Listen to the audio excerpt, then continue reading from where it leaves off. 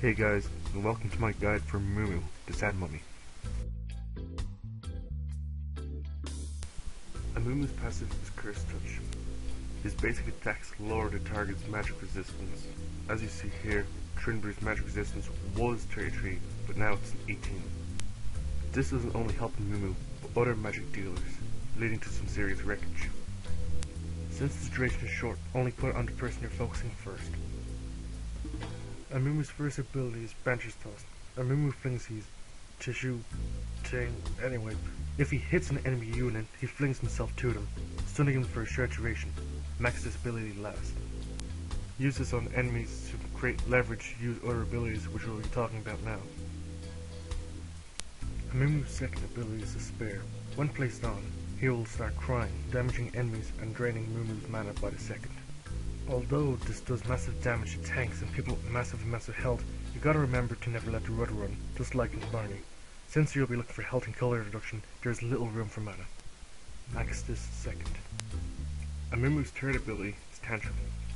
If the icon on the buff bar or the ability doesn't intimidate people enough, the ability passively reduces physical damage done to Amumu. This helps a lot more in the jungle. Actively, he lashes out in anger, damaging every nearby enemy.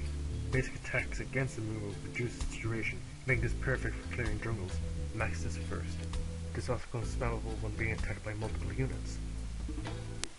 Here's the reason why Amumu is banned in every ranked game known to man.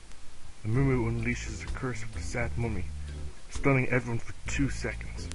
Winning an easy teamfight, losing an impossible teamfight, it doesn't matter. Press that R key and you will win that fight. Combine this with great communication and possibly other ultimates from other champions, and you've got yourself a perfect, flawless teamfight.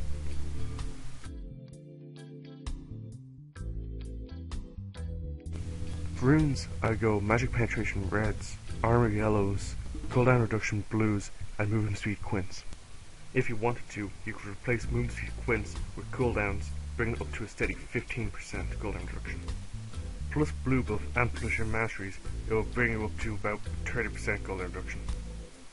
For masteries, either go 21 in defense or utility, and put the other 9 into offense, taking full in sorcery, mental force, exposed weakness, and arcane mastery. Defense will keep you tanky and reduce damage done by jungle monsters, while utility gives you more movement speed and health from health potions. For summoner spells, consider taking Smite, Ghost, or Flash. Smite explains itself, help you kill the Baron Nashor, the Dragon, and other monsters like the Ancient Golem or the Ancient Lizard. Between Ghost and Flash, Ghost helps you with ganking and chasing, while Flash helps you set up Amumu's Curse of the Sad Mummy, giving unsuspecting enemies little time to react. Teleport, Exhaust, and Heal are taken in lane. Teleport helps deliver the critical Curse of the Sad Mummy to allies across the map. Combined with Teleport's element of surprise, it could save your team or turn the whole thing around completely. Exhaust can help by weakening a fleeing or chasing enemy, by lowering their damage output by half and slowing their movement speed. Heal does exactly what it says, along with a nice speed boost to yourself and or a friend. If only Amumu had one, it could save him or her during or after a large team fight. Starting in the jungle, take either Boots or Hunter's Machete along with health potions. Hunter's Machete will help you clear the jungle faster, and Boots will help you with early ganking with insane early level mobility. You either want to get Spear of the Ancient Golem or Spear of the Special Range. Special Range provides you spell vamp and ability power, while Ancient Golem provides you health and cooldown reduction. Next is Boots. You either get Mercury Treads for tenacity and magic resistance, Ninja Tabby for those hard-hitting melee champions, or Lucidity for even more cooldown reduction. Remember, by level 16, with full points in Curse of the Sad Mummy and 40% cooldowns, you can use it every 66 seconds. For health, consider building Vanran's Omen, Warmark's Armor, or Sunfire Keep. They all give quite a bit of health and synergize with Amumu's abilities, since he needs to be right up into the enemy's face to deal damage. Building all 3 is viable, but Amumu will still strain for mana. This is why just building health items with Amumu is a risk. For tanky mana items, Frozen Heart, Wireless Crystal Scepter, and Iceborne Gauntlet work wonders with Amumu's abilities. Building these items are great, but I'd prioritize Frozen Heart or Wireless Crystal Scepter. Even though Iceborne Gauntlet gives you the cooldown reduction and is slow every time you auto attack, Wireless Crystal Scepter makes your tears slow, which gives your team a great advantage. In most cases, on top of your passive, Missile Step will reduce the target's magic resistance to 0. Archangel Staff or TerraCeanataur are good items for Amumu. The beauty of it is that every second that you leave your W toggled on, it still counts as an ability towards TerraCeanataur or Archangel Staff. Water of Ages also gives you a lot of health and mana. Consider buying Banshee's Veil if the enemy team has CC, which will crossbone Amumu's ultimate. If you haven't reached 40% cooldown reduction yet, and top your support has not built Lockout the Iron Solari, consider building it. Leandry's adds percentage damage onto your abilities, and it gives you a bit of health, but if you're confident with Despair, you wouldn't really try to build it. These next 4 items are conditional and only benefit Amumu in certain situations. Building these items depends on what you've built and what the enemy team is composed of. Zion's Hourglass is great if you're going full mage, but if you're going tank, it's a no-no, because it makes you do the complete opposite of what you want to do, and that's soak up damage.